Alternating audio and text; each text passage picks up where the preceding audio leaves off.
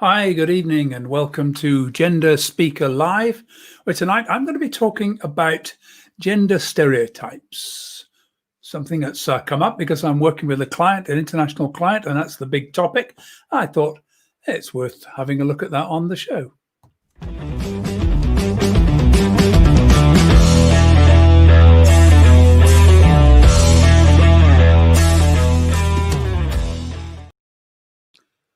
So, gender stereotypes. I've touched on this a bit back in September, looking at unconscious bias, and we're going to verge into that again tonight. But I want to specifically just focus on the whole issue of stereotypes, the impact that has on us, and maybe what we can start to do in the office and in the workplace to stop using stereotypes because of the damaging impact that they have. So, let's start with a very simple question: what are gender stereotypes?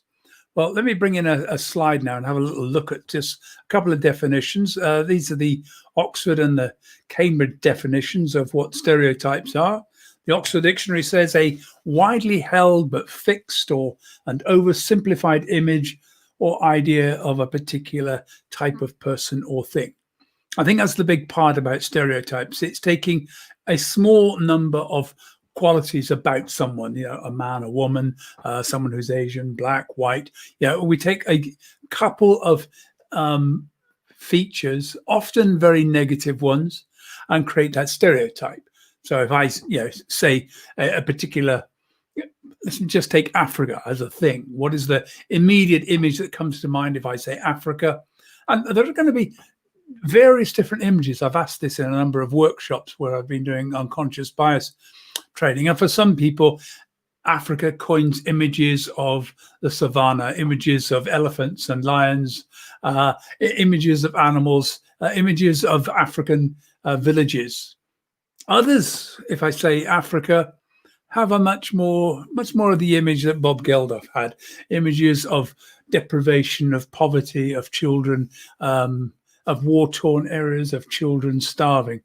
So we've got different images of Africa depending upon our experiences. And that's part of the problem of stereotypes, is that they're largely based upon our knowledge and experiences. Well, Cambridge Dictionary says a fixed idea that people have about someone or something, about what someone or something is like, especially an idea that is wrong. And this is also the part, those images I gave you of Africa, both are true. Both of those are images of Africa, but they are not the whole of Africa. Africa is a huge continent with such a variety of different images. I got shocked when I first went to China. I had an image of China. It was a very stereotypical image of a peasant country, a country that was relatively poor, over a billion people. But people living, I was seeing straw hats and people in paddy fields. And we drove in from the airport into Shanghai along a huge motorway with, flashy cars going past and huge gleaming buildings. And it was just not my image of what I was expecting.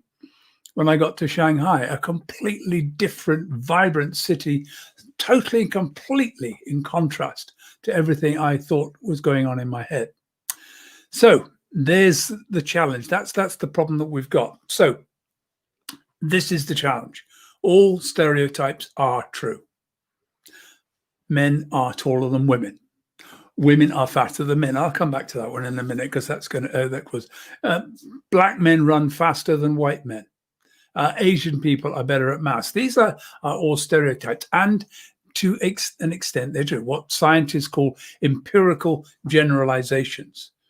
If you take a random group of men and a random group of women and you measure the heights of the men and women, the average height of all the men will be a couple of inches higher, more than the average height of all the women.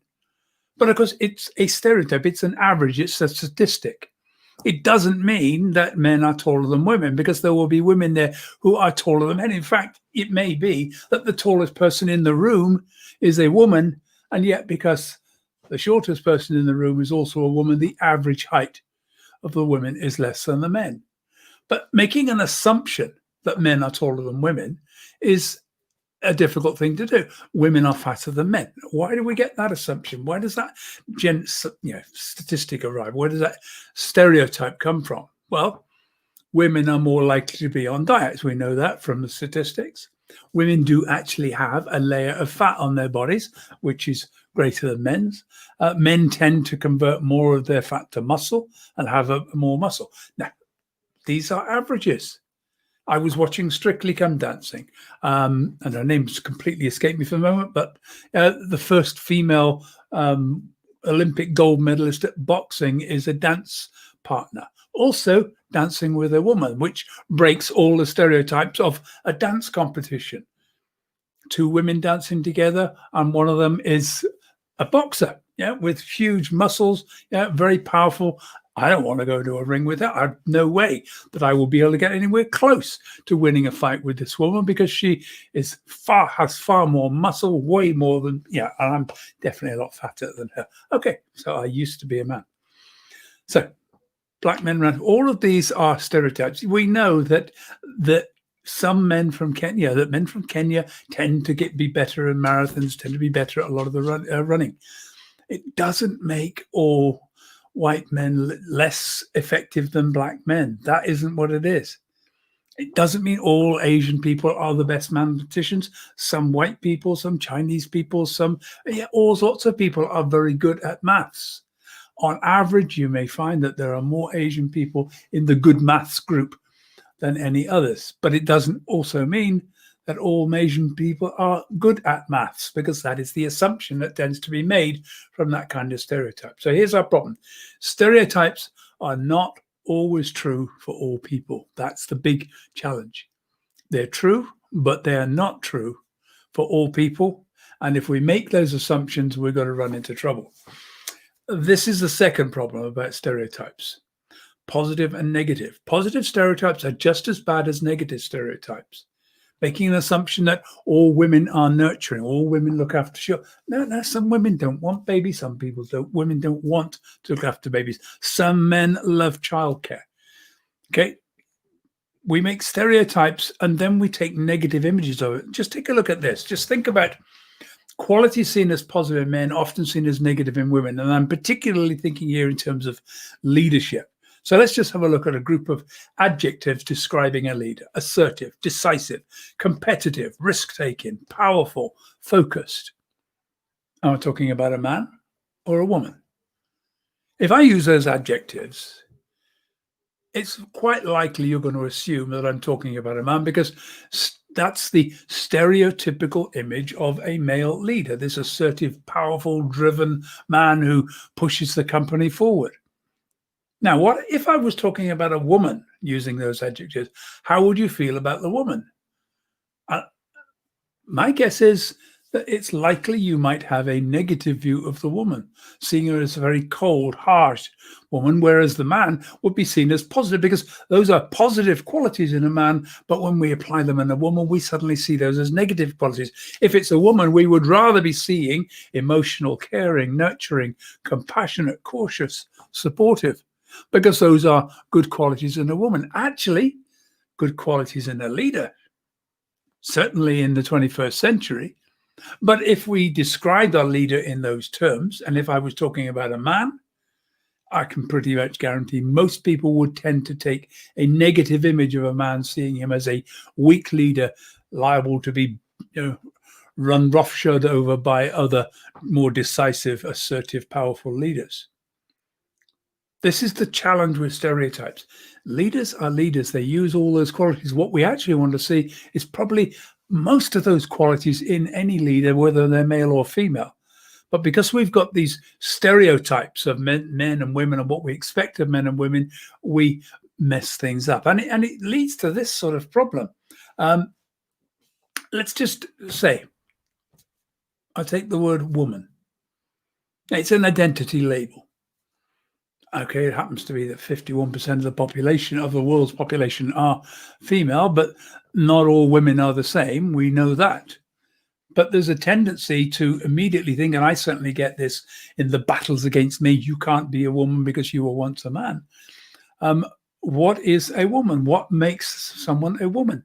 And if I ask that question, you're going to start to list qualities, list things that you expect of a woman. Many of them will be physical, to do with giving birth, having children, shapes of their bodies, sound of their voice, all of those things. And if I don't fit that stereotype, then I start to be in trouble. But what if a woman doesn't fit that stereotype?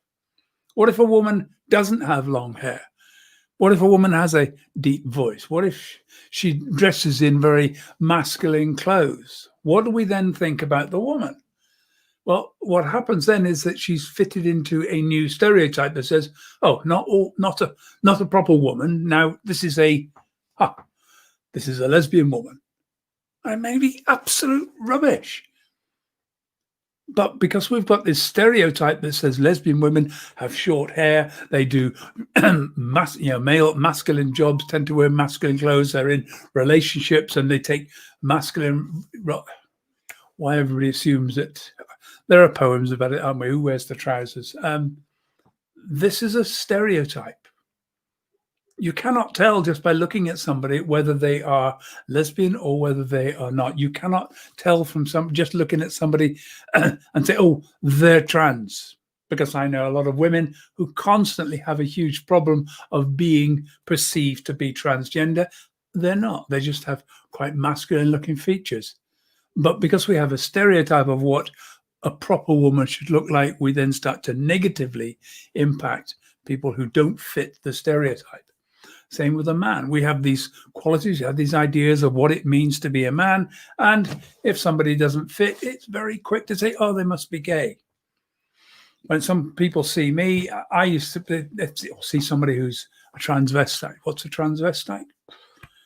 It's a term that's not used very much now, but I brought it out because it's gone out of fashion because of the negative stereotype that became attached to it. What people saw was that a transvestite was someone, usually male, dressing in the clothes of someone who is female for sexual gratification. Now, I've interviewed lots of transvestites, people who identified as transvestites, when I did my master's degree, and that certainly is nowhere close to where they are. They are transgender, and that's a term that we use now all the time. And yet I see definitions, people written in books saying transvestites don't see themselves as transgender. Transgender is an umbrella term of anyone who doesn't fit inside that sense of being a man or being a woman. And that creates all sorts of difficulties because we have this stereotype in our heads that people are one or the other and that they fit a stereotypical image of what it means to be a man or a woman. I want to show you a short video just for a second. Let's come out of our that and just have a quick little look at this video and we'll pick up on it. School years, children have a strong sense of gender identity and gender role expectations. Most 2-year-olds know with certainty whether they are male or female, and by the age of 4 or 5 begin not only to develop gender constancy, but often show rigid standards for what they believe is appropriate male and female dress and behavior. Can boys put on dresses? Do girls have short hair or long hair? Long hair. Are you a boy or a girl? A boy. Are you ever going to be a girl? No. What are boys like? Oh, I don't know. Are they different than girls? How are they different than girls? Because they don't put stuff like girls on. Boys don't put on girls' clothes? No. Can girls put on boys' clothes? No. Alexis, are you a boy or a girl? A girl. Are you ever going to be a boy? Mm-mm. Are you a boy or a girl? Boy. Are you ever going to be a girl? No. Boys are better than girls. Why? Because boys are stronger than the girls sometimes. What would happen if you put on a dress? All the girls and all the boys will laugh at me. That one look like a boy, that one look like a girl. Would it be okay? No way. Young children appear to begin to acquire gender role stereotypes at about the same time that they develop gender identity, and by the age of 3 or 4, most children, when asked questions about the activities appropriate for a male doll and a female doll, readily give stereotypic responses. Which doll likes to clean the house?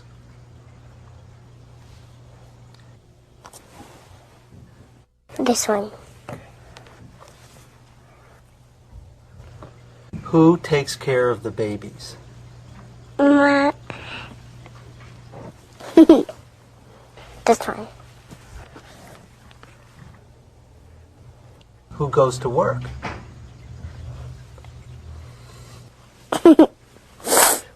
This one.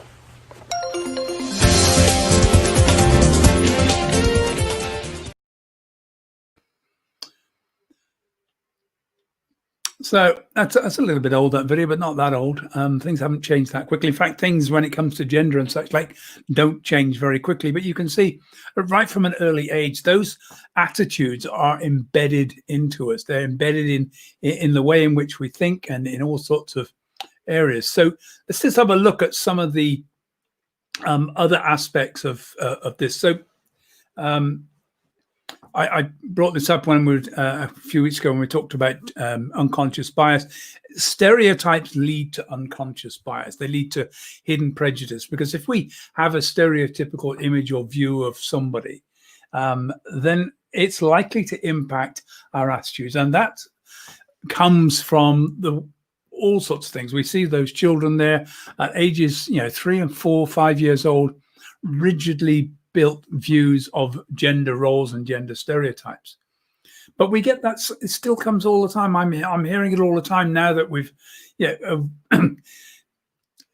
particularly to do with immigration, to do with race, all sorts of views, the whole raft of Islamophobia we've seen over the past 10 years or so, coming from people making assumptions that all people who are Muslim must be the same as a terrorist. And they're not, of course.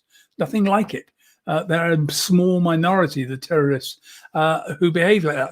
I'm old enough to have grown up at a time when we were constantly fearful of IRA bombs or bombers from Germany, from part of extremist groups. Extremists are extremists.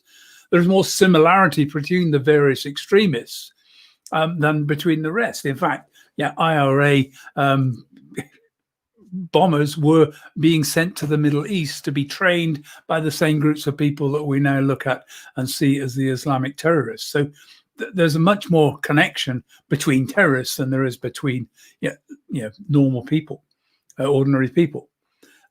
So those attitudes and beliefs, they come from TV, they come from constant videos. If you look at films, constantly we see the male protagonist is the hero, and the reward for fulfilling the quest, getting to the end, being successful, the reward so often is a woman. And women are often in a film purely to be the reward for the male protagonist. Even when the woman is the heroine, even when the woman is actually the main protagonist, very often they suddenly lose all their strength and become completely and totally, goggle-eyed for a man. I don't know. We create a sense of unreality that then everybody has to try and live up to, because these are stereotypes which we constantly impose upon people all the time. Let's just have a look. What happens if you don't like someone? Because this is the problem we've got. Very often stereotypes are negative. And as a result of having that negative stereotype, we then meet someone and we don't like them. And I feel this a lot of the time. If I go into a shop and somebody recognizes me as being transgender, and often when I speak, they pick that up. And this is the sort of thing I see when you don't like someone, there's some avoidance. Let's avoid that person. I have a black friend of mine who says she walked into a shop. It was a quite upmarket clothes shop.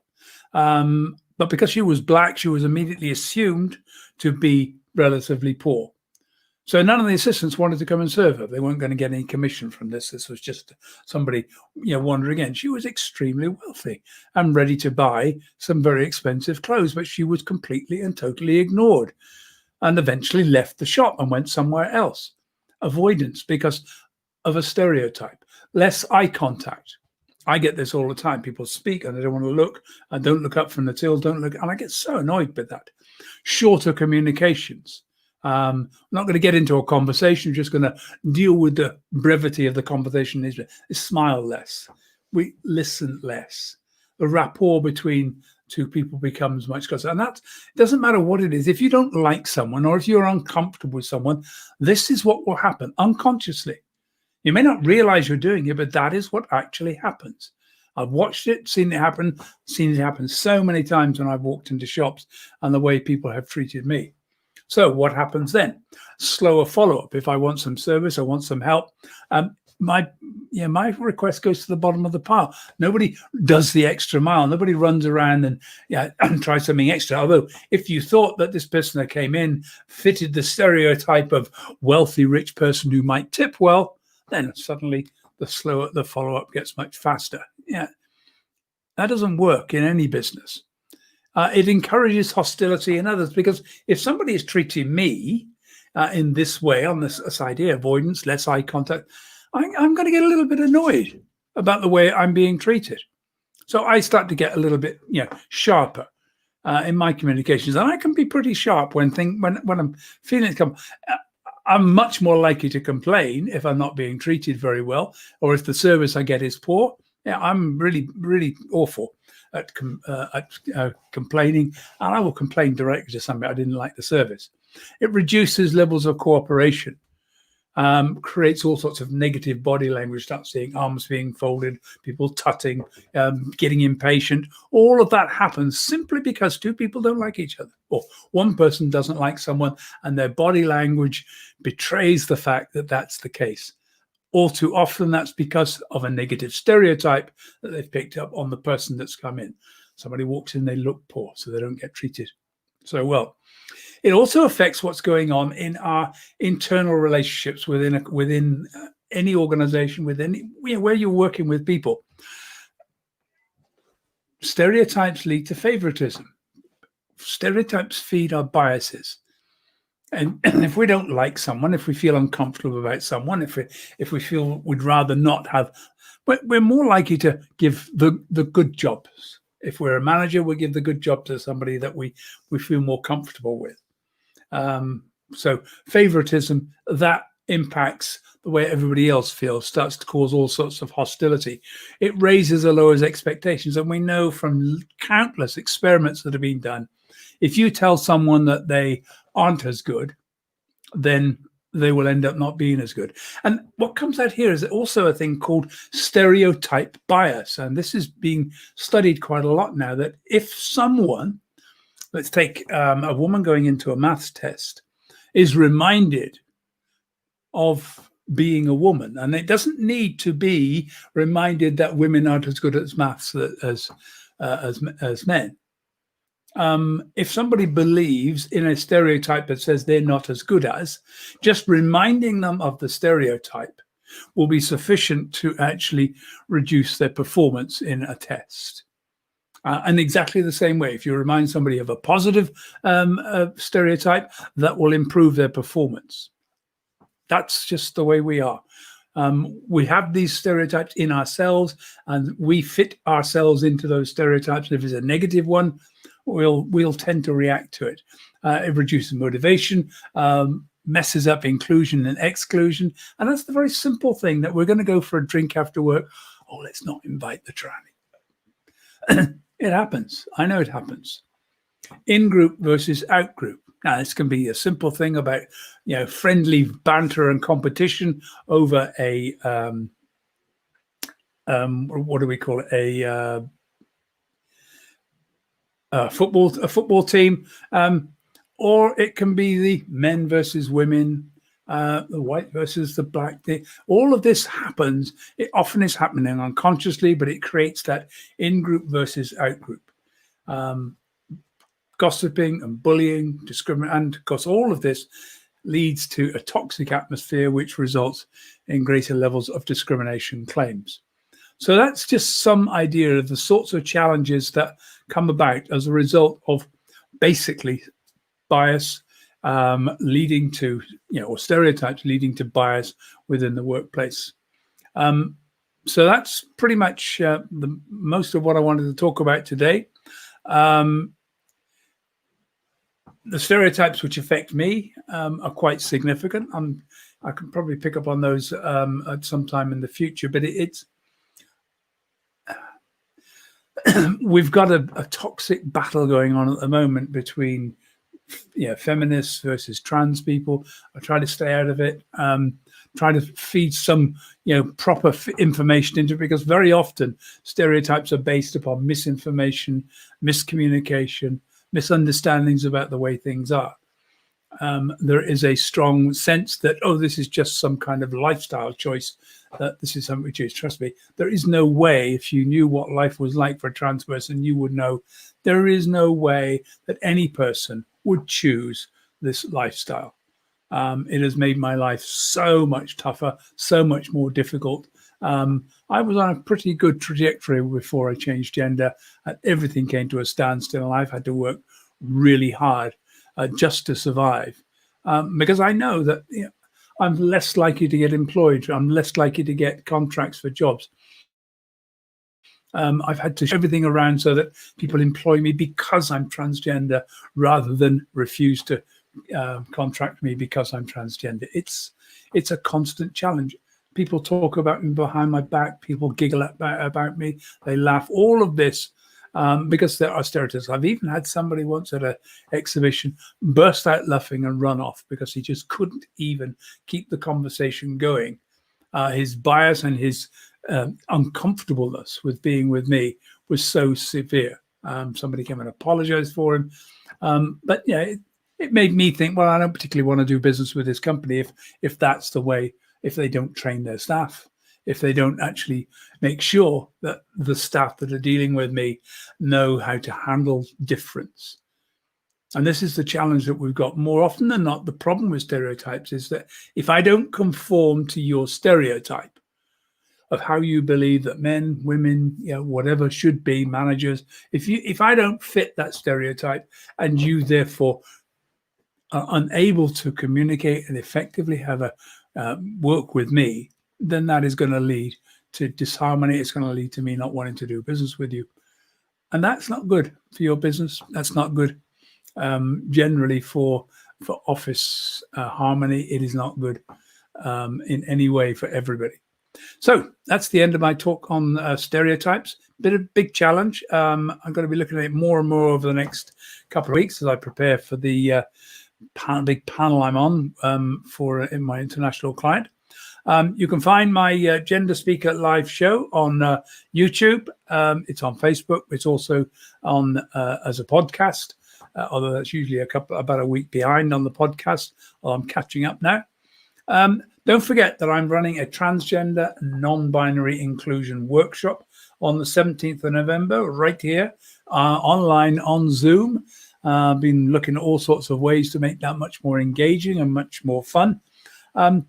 It's a good workshop to try and get, it'll summarize a lot. I mean, if you've been watching some of the my Gender Speaker live shows, you'll have picked up some of the ideas, but this is going to be much more concentrated down on how do we make the workplace much more inclusive? How do we include people who don't fit in? And so to a large extent, it's picking up on this thing. People don't meet the stereotypes.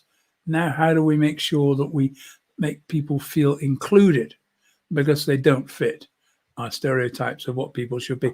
Or perhaps they do fit a stereotype that you don't like, because that's one of the challenges trans people find is we change from being male to being female, and then all of a sudden we're wearing high heels and low-cut tops, and we're being the stereotypical woman.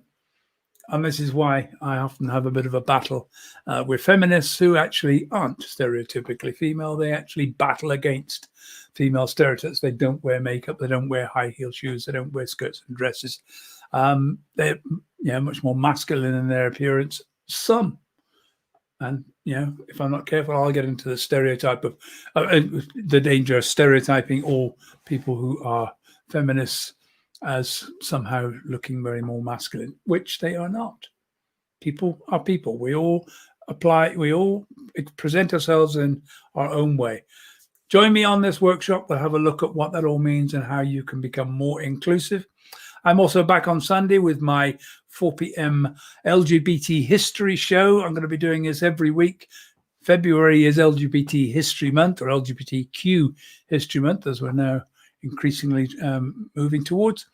Anyway, I hope you've enjoyed the show today, and I look forward to seeing you on Sunday, or join me on the 17th of November. It's a donation-based event. Pay what you can afford. I'm recommending about £20, but pay what you can afford, and I look forward to seeing you there. Bye for now.